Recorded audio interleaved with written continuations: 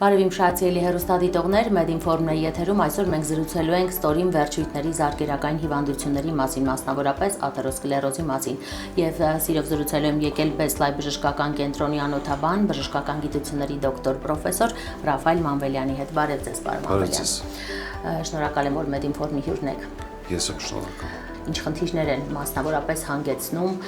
զարկերակային հիվանդություններին, որն է ամենատարածված պատճառը, որ միգուցե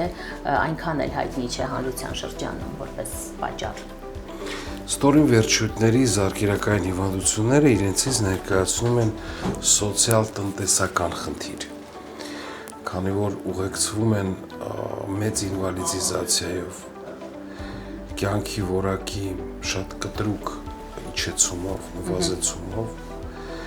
եւ ունեն բարձր մահացություն նման հիվանդները եւ անդամահատություն, մասնահատում ստորին վերջույթների իրենց պատճառով։ Խնդիրը ներկայացնում է իրանից հետեւյալը՝ զարկերակները, արտերիաները, որոնք սնուցում են ստորին վերջույթը, նեղանում են եւ փակվում, այսինքն լուսանցքն է նեղանում այդ զարկերակների, փակվում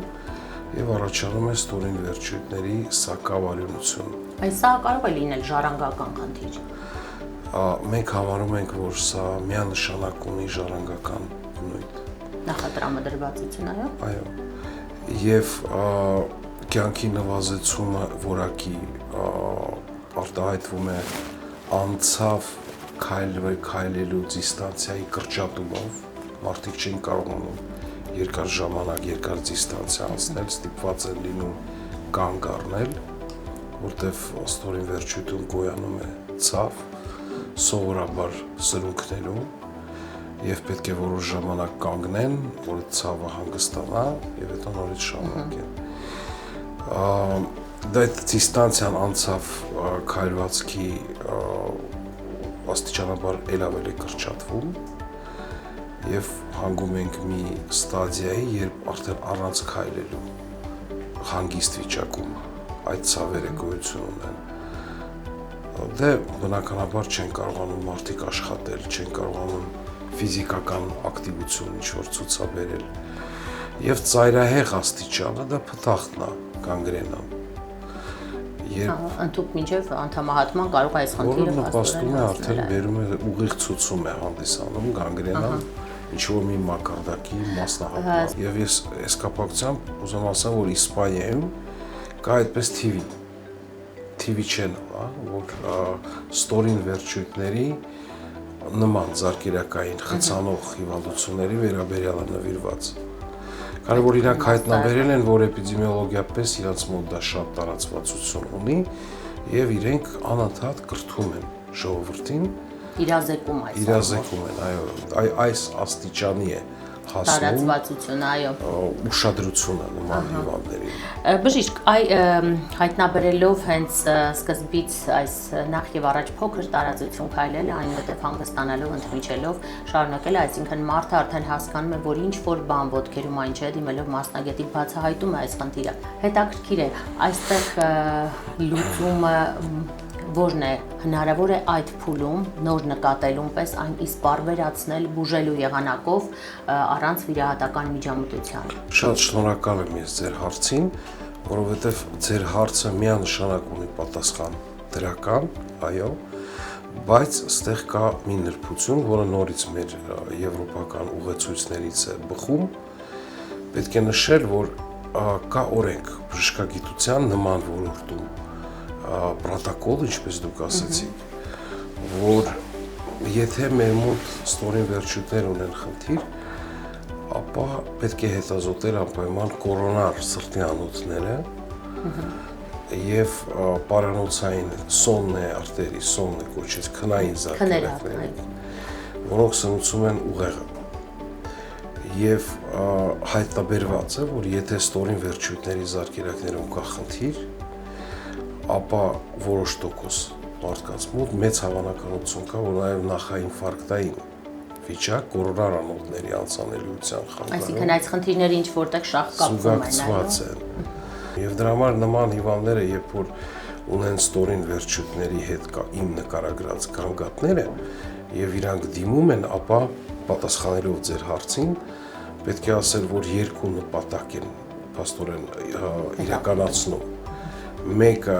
որ բուն ստորին վերջույթների բուժումով հնարավոր է զբաղվել եւ կանխել հիվանդության հետագա զարգացումը, ինչպես նաեւ հայտնաբերել այն կորոնար անոթների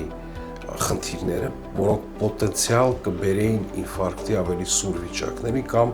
սոմնիքնային զարկերակների խնդիրները, որոնք կբերեին ուղեղային արյան շրջանառության խանգարմանը, եւ այդ բոլորը էլի հնարավոր է հայտնաբերել եւ ախտորոշվել եւ պայքարել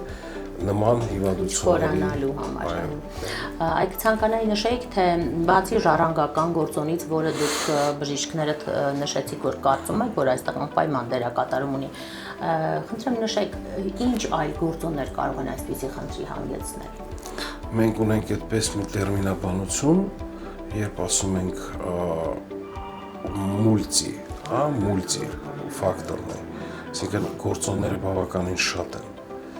նպաստող հիվանդության զարգացման նպաստող գործոններ եւ ցավոք սրտի ինչքան ես նկատել եմ Հայաստանում մեր ժողովուրդը այդքան էլ ուշադիր չի գործոններին, որոնք ես հիմա կթվարկեմ, օրինակ ծխելը, գիպադինամիա, որ մարդիկ քիչ են շարժվում, ճիշտ սննդակարգը, շատ հաճախ հարցնում են անոթային հիվանդությունների դեպքում սննդակարգը, պետք է ասել, որ զարկերակային հիվանդությունների դեպքում դա ունի որոշիչ դեր եւ նպաստում է աթերոսկլերոզի զարգացմանը։ Ստրեսը, բայց ես այդպես կարևորելով թվարկում եմ ամենատարածված պատճառները, այո։ Հիմնական հարցի խնդիրները եւ պետք է ասել, որ առանձին բացի այս գործոններից, օրինակ, շատ մեծ դեր է խաղում շաքարային դիաբետը, որովհետեւ եթե զարկերակային հիվանդների մոտ, այսինքն պացիենտների մոտ զարկերակային հիվանդություններով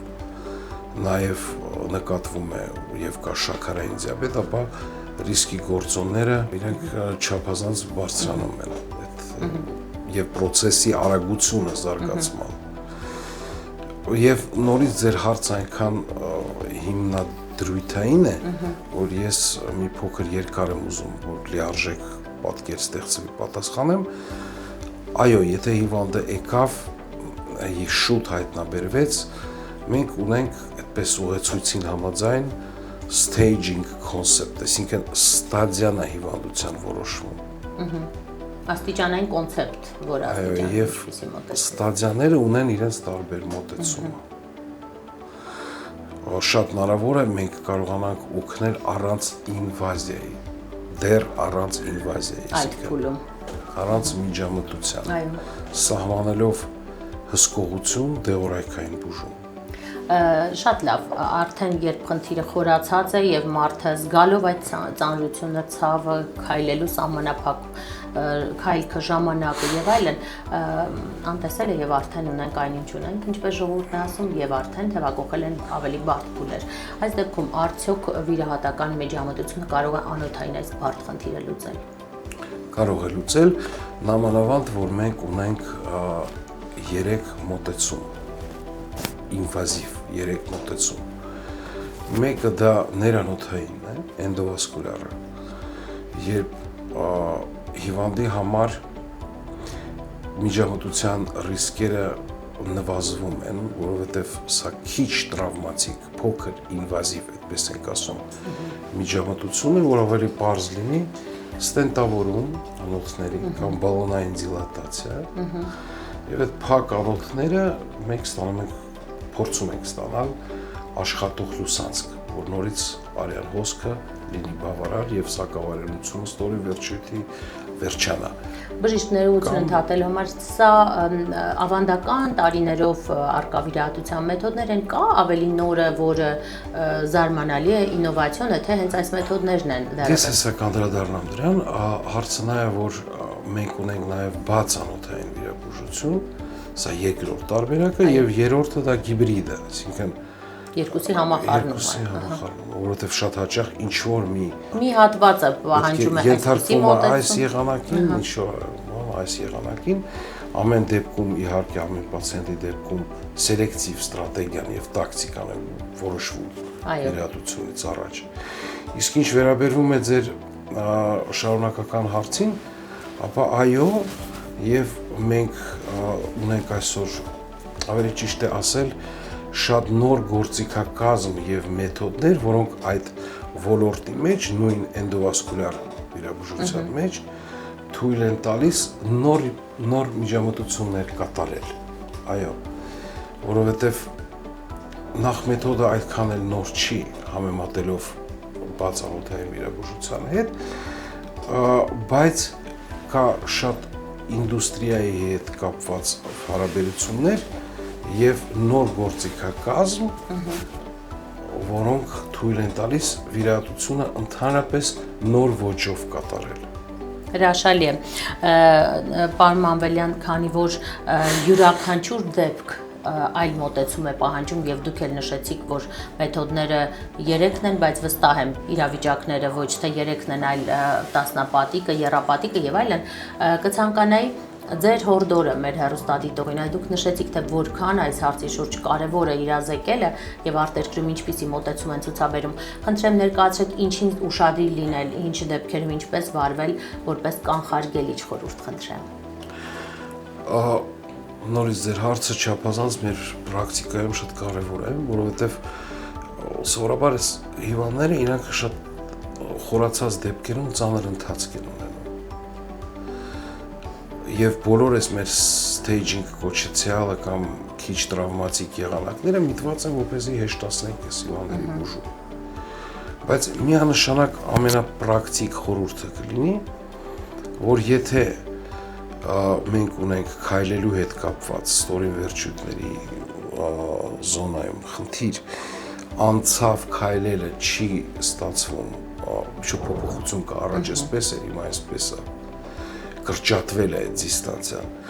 կամ քնելուց է խանգարում, ինչ որ մի գանգատ կա ստորին զգացողություն, ես հորդորում եմ դիմել անօթաբանի։ Շնորհակալ եմ բժիշկ, կարծում եմ իսկապես ձեր խոսքը խթան կհանդիսանա անոթային խնդիրներին, հասարակությանը ավելի ուշադրությունը սևեռել այս առումով եւ իսկապես ժամանակին դիմել մասնագետին, որպեսզի վիրահատության չհասնի։ Շնորհակալ եմ հետաքրքիր ինֆորմացիայի համար։ Ձեզ շնորհակալություն։ Այսքան այսօրվա համար ուշադիր եղեք ձեր առողջության յուրաքանչյուր փոփոխությանը եւ այդ խնդիրներով զբաղվեք հենց այսօր, ոչինչ չթողելով վաղվան։ Կհանդիպենք։